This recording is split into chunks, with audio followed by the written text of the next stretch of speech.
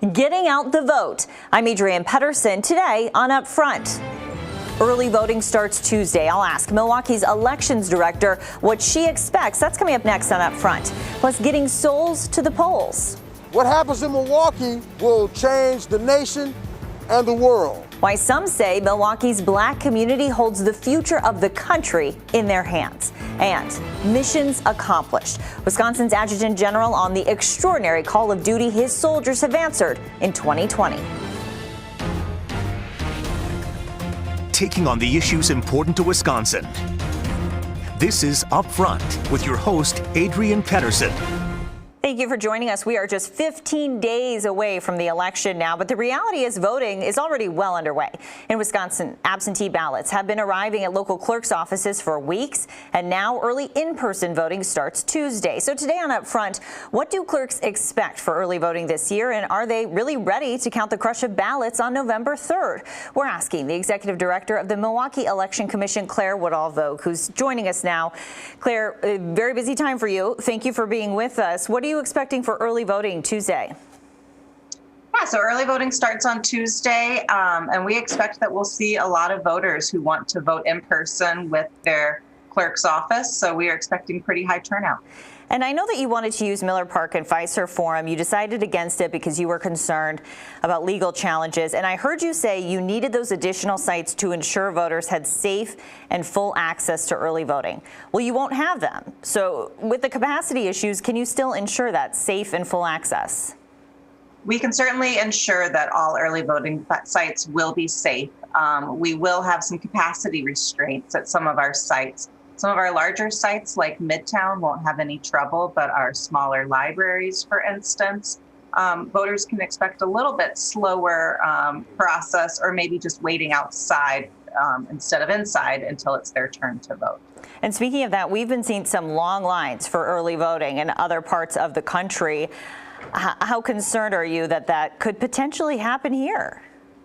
It's definitely a concern, and one that we are trying to staff for. But I think just like in other states with the coronavirus, the issue isn't necessarily throwing more bodies at a situation like that. It really is a space issue. So it was really disappointing for us to have to cancel early voting at Fiserv and Miller, but the state election commission was very clear that we couldn't operate those sites. So do you think it will be possible to see people waiting in line for hours for early voting like we've already seen?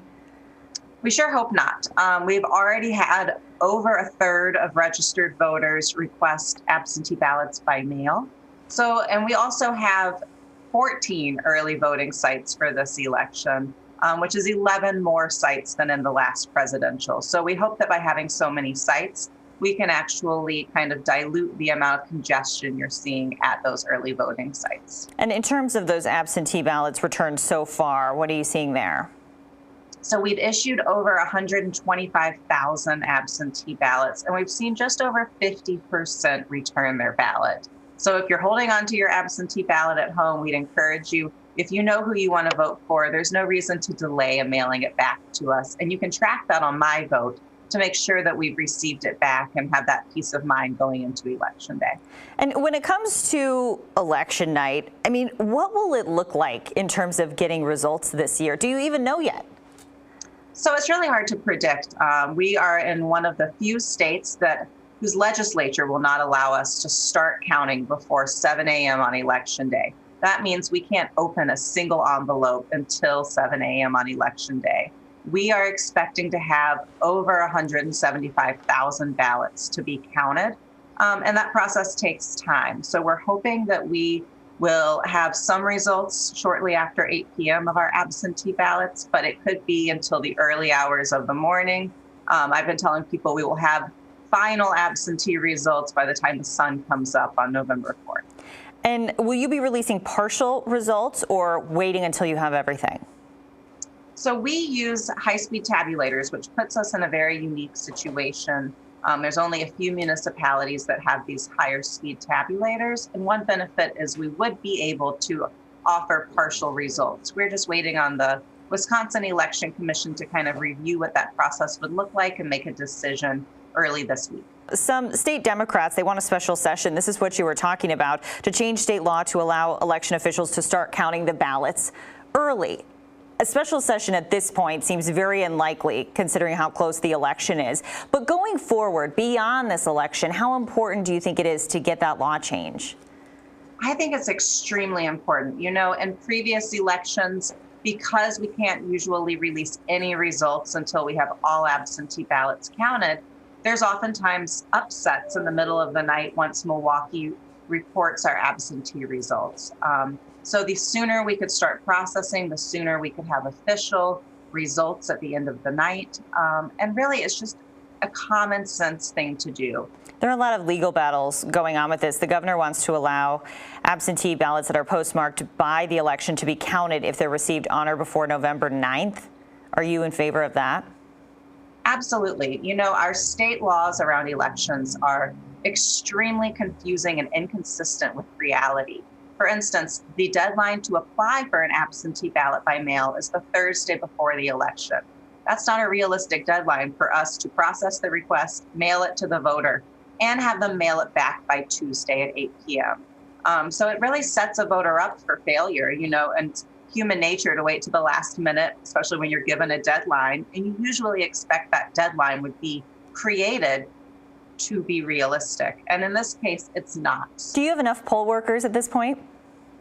Yes. So the city of Milwaukee has been really fortunate. We have had over 4,000 people apply to become a poll worker on election day. We've seen much younger people willing to step up, even in the midst of the COVID-19 surge here in Wisconsin. So we feel really confident going into election day that we will have plenty of staff to operate all 173 polling places. And in terms of poll watchers, the president has told his supporters to go into the polls and watch very carefully. Are you concerned about political poll watchers showing up on either side, and how do you make sure there's no voter intimidation? Yeah, so our biggest concern is actually coronavirus and making sure that observers understand that we will have capacity limits at some of our sites, because we're trying to ensure the safety of voters and of our workers at those sites. We have a chief inspector who's in charge of every site, and they're being trained accordingly. But, you know, observers have always existed, and they've always been present in all of our elections. And that includes where we process absentee ballots as well as at the polling places. But it's really important that if you plan to go and observe at a polling place, and this is across the state, that clerks are having to put in capacity limits for observers so that we can make sure that those polling places are safe. Okay, Claire Woodall Vogt, we're certainly wishing you luck during this huge undertaking. Thank you. Thank you. We do want to go over some deadlines that you need to know when it comes to voting. October 27th is the practical deadline for mailing in your absentee ballot. That will help you get your ballot there on time. October 30th is your deadline for registering to vote in person at your municipal clerk's office. And of course, November 3rd, that is the day you vote in person if you plan to. And if you received a ballot in the mail, your ballot must be returned to your local clerk by the 3rd in order for it to count. Governor Evers says the Wisconsin National Guard will be at some polling places on November 3rd to ensure that there are enough poll workers. Later on up front, I'll talk with the Guard's commander about the extraordinary tasks his forces are performing this year. But first, are you sensing there's more enthusiasm than there was in 2016 for people to vote? I'm feeling it. Matt Smith reports from Milwaukee's Central City what both parties are doing to turn out voters who stayed home in 2016.